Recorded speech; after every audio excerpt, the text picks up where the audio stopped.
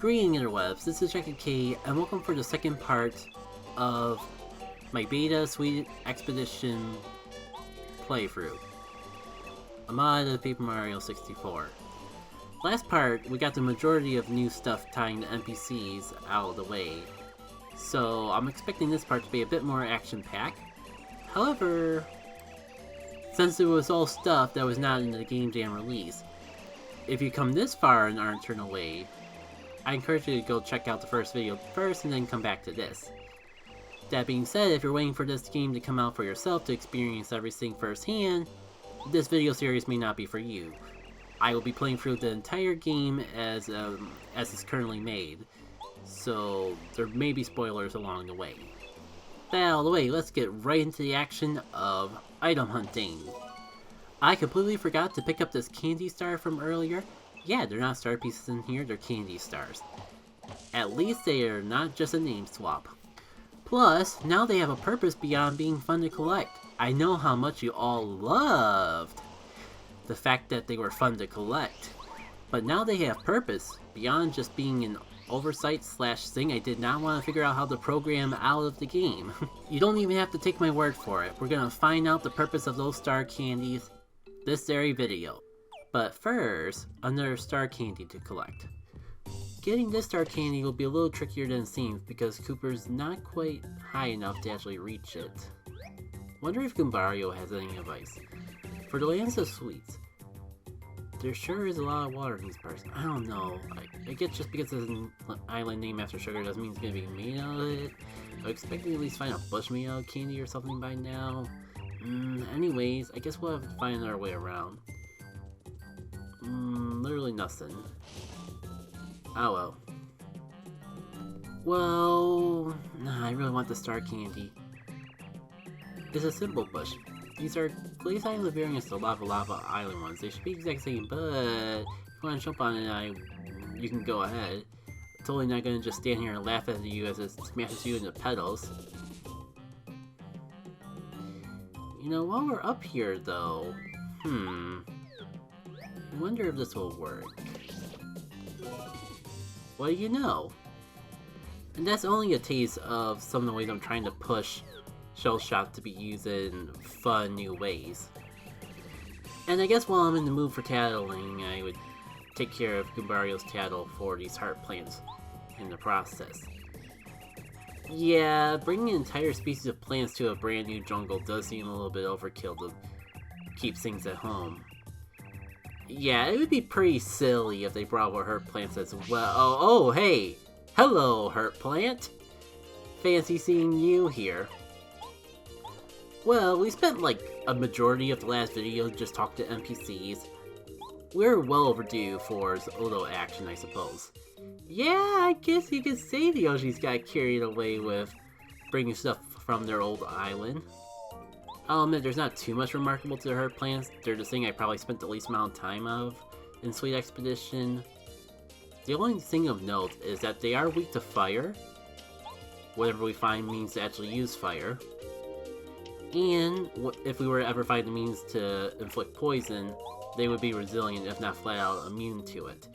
Then again, with the kind of nature that they already are in vanilla, if I was emphasizing and adding elemental weaknesses to more enemies in Paper Mario, I probably would have done that anyways. I do see another Sweetie Daisy on the field, and since the last encounter with them, I felt we didn't really have enough time to talk about them. I guess now is a good time as any. Sweetie Daisies are very supportive based, kind of carry a similar vein to Medi guys in Paper Mario proper. As you're seeing, they don't exclusively heal. If they're full enough on HP, they'll attack you with their singing attack, but it is also programmed so if you're already asleep, they will always heal instead of just singing twice in a row, possibly putting you into a sleep lock. That being said, they're slightly more brave than a Medi guy because even when all their allies go down, they will stay on the field. They still have a little bit of the fear of a Daisy, but instead of running away randomly, whether or not they run depends on how low their HP is. It's kind of a range. When they're full on HP, they'll always lead off with an attack. If they get to about the mid-range of their health, they'll focus on healing their allies and themselves if there's no one else on the field. And when they get down to 3 HP or lower, they start their turn healing an ally like usual, but then they go, screw it, I'm out of here, and run away.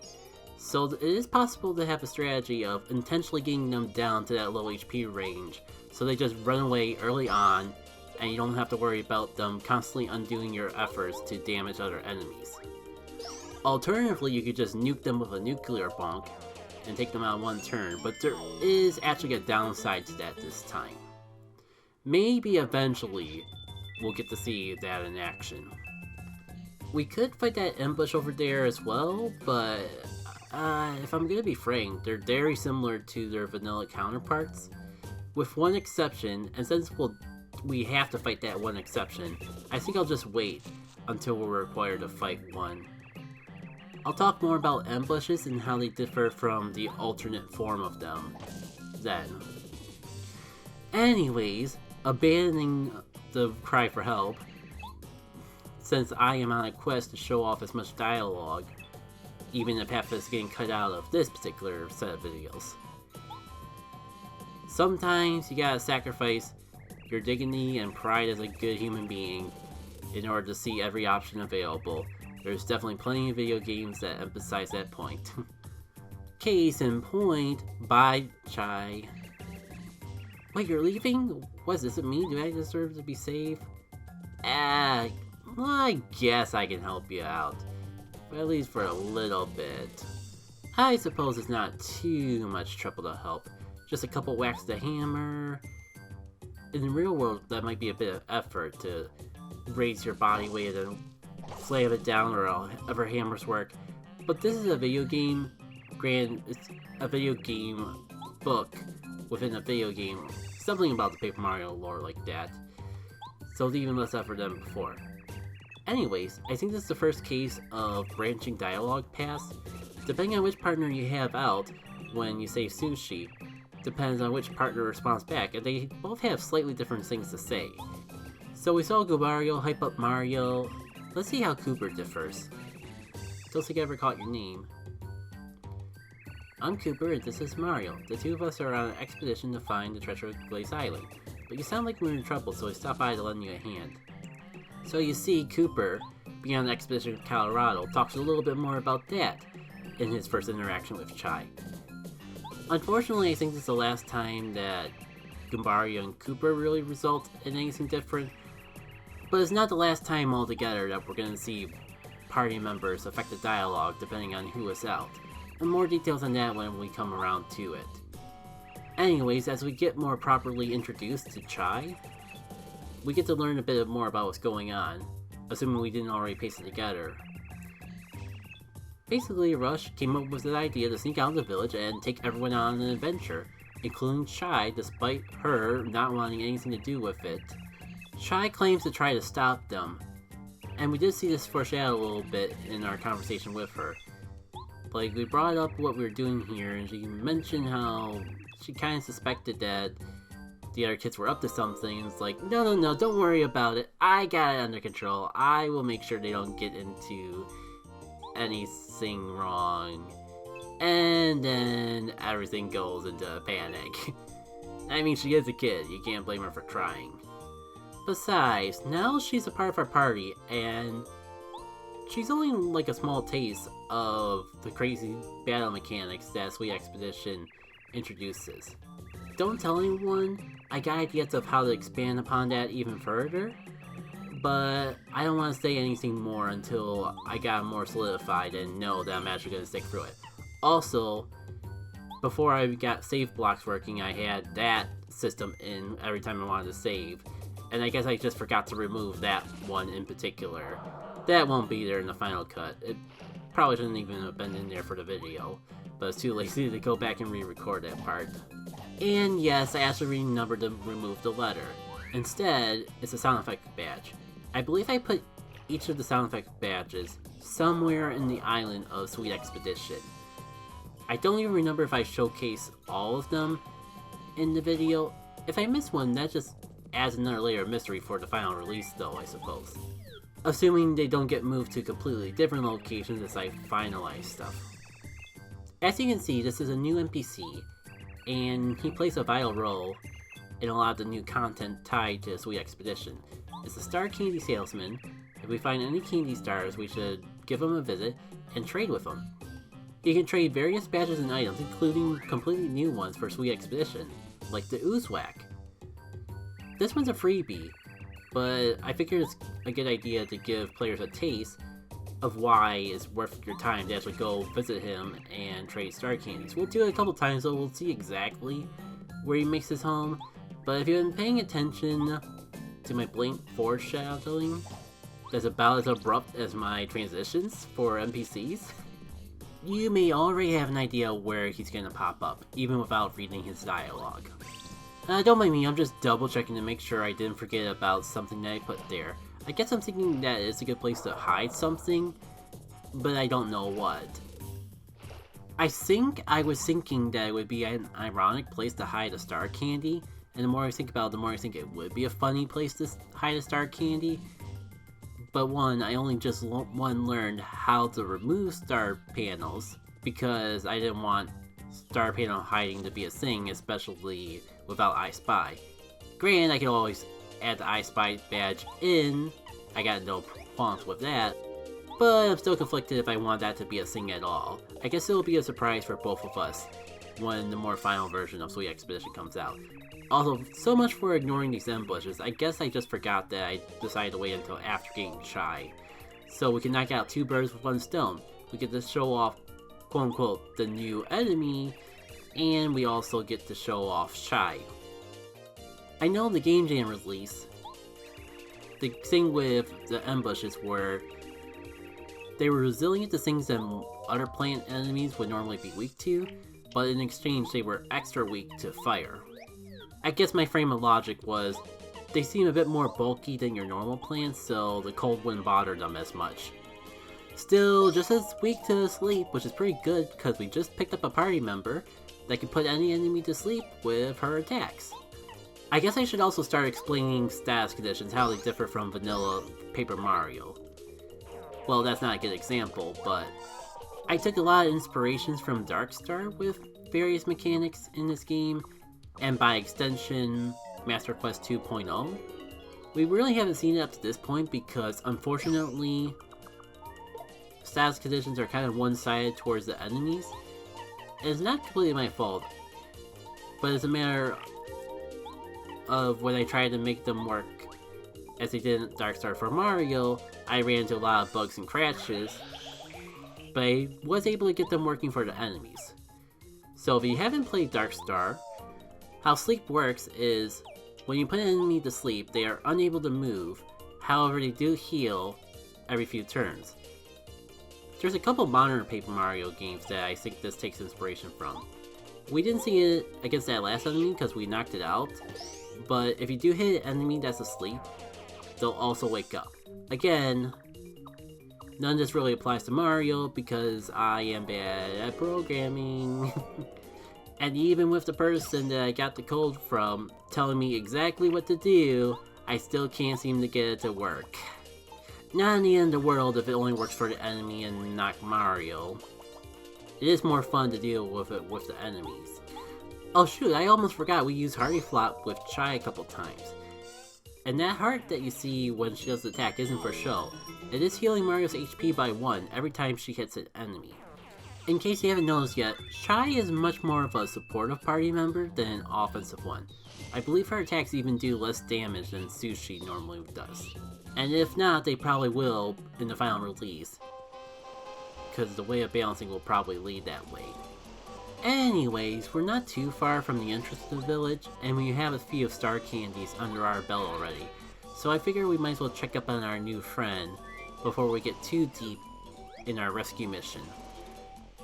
Yeah, this guy claims to be a raven, but it doesn't seem like Umbario's buying it. Unlike how we're gonna be buying stuff with our star candies. Now, as a disclaimer, this is not going to be the final list of items that he gives you in the final version of Sweet Expedition, but it's more than enough to give you a general idea of how the star candy trading will work in this mod. Now, as cool as it would be to literally copy and paste Starlo, and you actually get to select what you want with the star candies, I wasn't able to get that to work, and I think the narrative I got going with this alternative kind of works better. It allows me to gate certain rewards based on progress. So you do have to buy some of the more basic badges and items before getting the super fancy new, possibly ultra powerful rewards for star candy trading. For example, our first reward is going to be D down pound.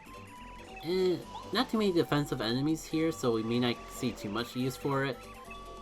But all the more reason I felt it was fitting to be an early game reward, at least until I got a chance to actually program some new badges to put in instead.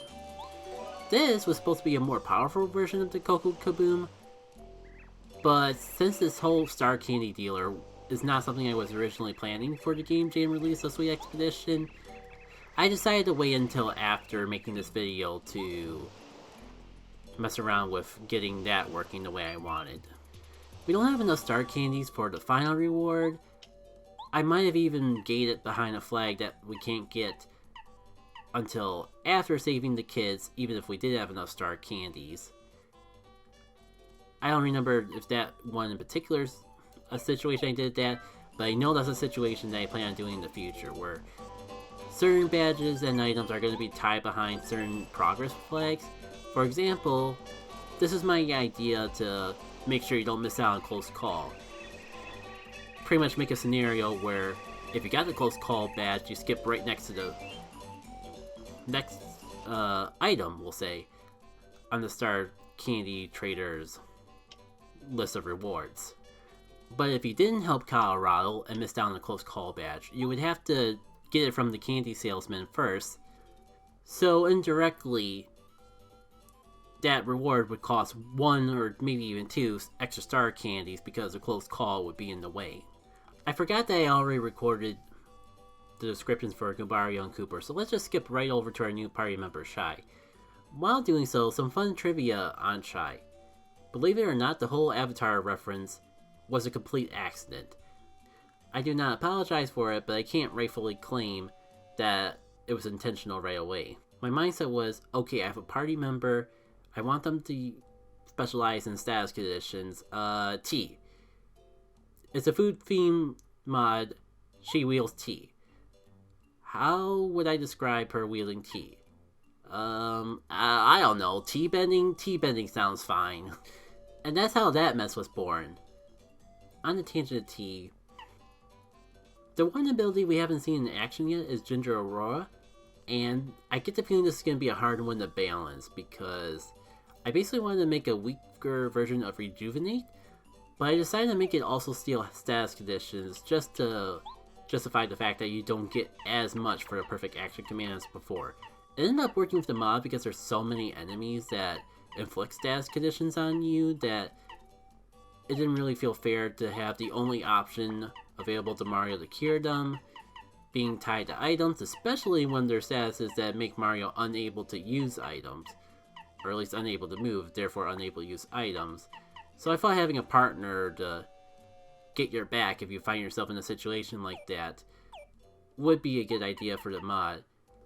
Probably be a harder thing to balance in a more full, fleshed out game, especially if Star Spirits are involved, because this thing really outpaces Refresh. Like, the only thing that Refresh has over it is the concept of healing FP rather than taking it. Good thing I don't have to worry about making a full-fledged Paper Mario mod, and that this is more so a contained story that probably take 2 to 3 hours. You know, Goombario, you raise a good point. How does a fish climb a tree? Ah, pure adrenaline. Of course.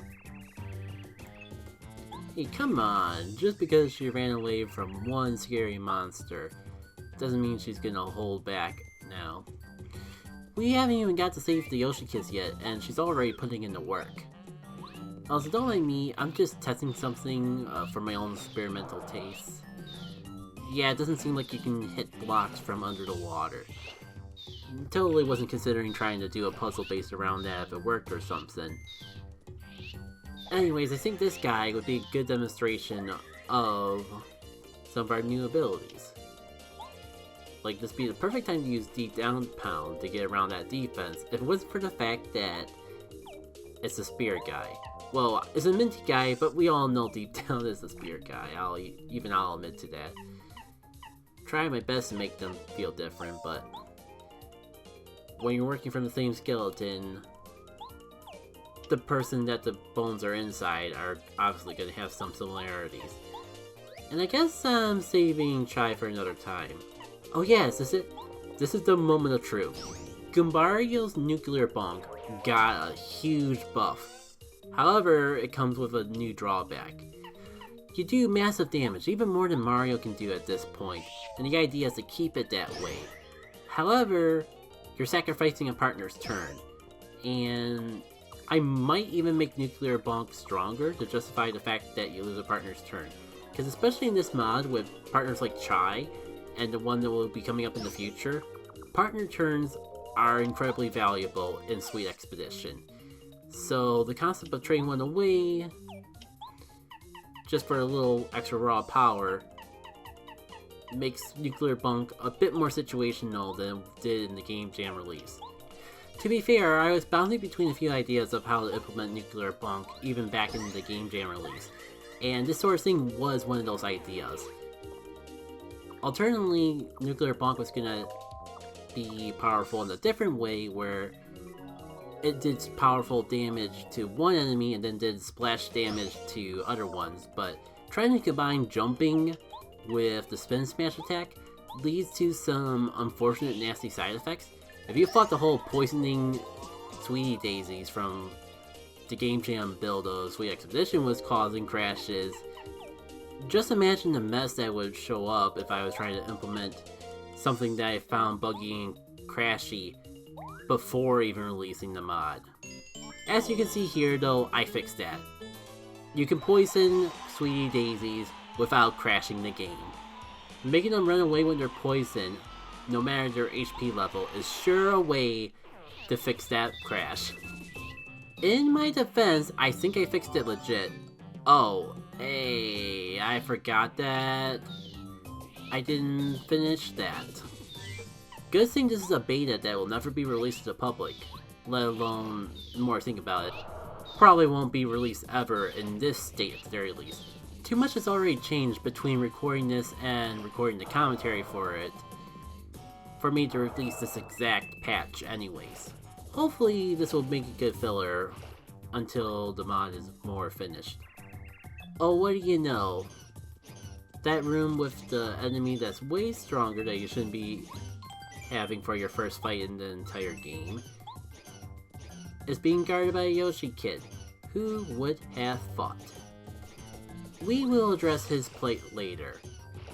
The fun thing about remapping a mod on top of Chapter 5 is the non-linearity on this part in particular. You could go save that kid first, you could go get the super block first, you could probably save like all but one of the kids before what I'm gonna do next even. And I think that only adds charm to Sweet Expedition. Even if you don't want to replay it, the concept of replayability is fun because it means multiple people could play this mod and experience in slightly different ways. By the way, I left this title in to show that my way to try to explain within the game some of the changes with status conditions is to have Gumbario have these random titles. As charming as some of them are, I think this will unfortunately change by the final release. Because I do agree that it'd be better to have like a sign or even an NPC much earlier on that just explains everything at once. It's just a matter of finding a way to make that work. At least it'll allow me to shorten out some of these titles, because I will admit, some of them do get pretty long-winded. But hey, I think we're just about to find the next effects badges. That's 2 for 2 that are in the location of vanilla items in the original Paper Mario. I should really mess around with ideas to spice things up in the final. Alright, a little badge arrangement later, onwards with adventure. Oh right, that's a heart plant. Never fear, This is as good of a situation as any to showcase Cooper's abilities, assuming that's what I do in this fight. Then again, I did talk over the last time I showed off Oozewhack. Oh, that's right, these guys are immune to poison. It's literally in this tattle too, and I forgot about it already. Well, time for plan B. And I guess it doesn't involve Cooper, so I'm probably thinking of the following battle I do that in. I think I've really been sleeping on the combo of Invigorate and literally any AoE option Mario has. So far it's only been multi-bunk, but that badge that had the letter in the Game Jam release had a different badge. I think the reason there's a letter there was because I was gonna write a joke. But I'm not sure if I'm actually gonna be able to implement it. So I think that's gonna go back to like the Quake hammer that was in the original Game Jam release. To the point where you might see it magically appear in my inventory in between parts. For now, back to me praising Invigorate. Yeah, for 2 FP, we did a pretty solid amount of damage. And sure, things like Cooper's Storm Shell, if I were to ever show it off, do significantly more damage. That's a solid amount of damage that you don't have to worry about being resisted by certain elements or anything like that. Especially for the low FP cost that it costs. Assuming you got the Invigorate going on first.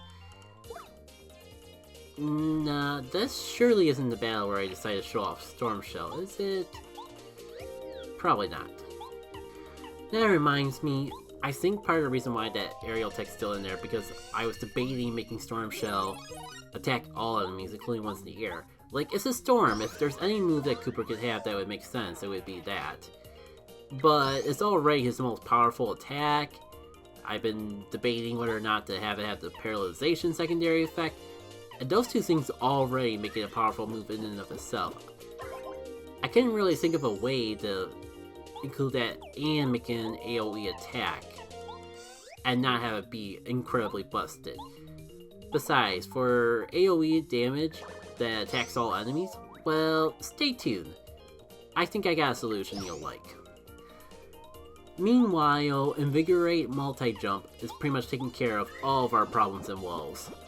Also, I think this might be as good of a battle as any to showcase just the trade-off of Chai's attack healing in exchange of being weaker than Sushi's version of the belly flop.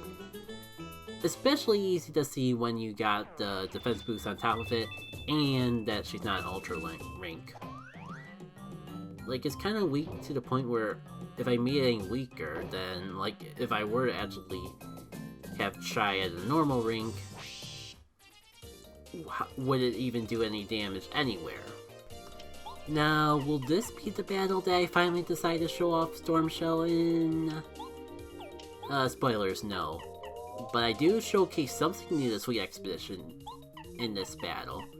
And I think it's finally time to pull open this chili doll. It's technically a little weaker than the Snowman doll from Vanilla Paper Mario.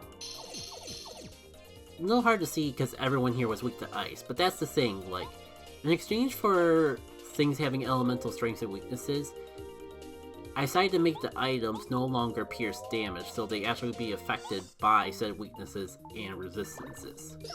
Should only be noticeable in cases where an enemy specifically resists an element, but I figure it was still worth bringing up.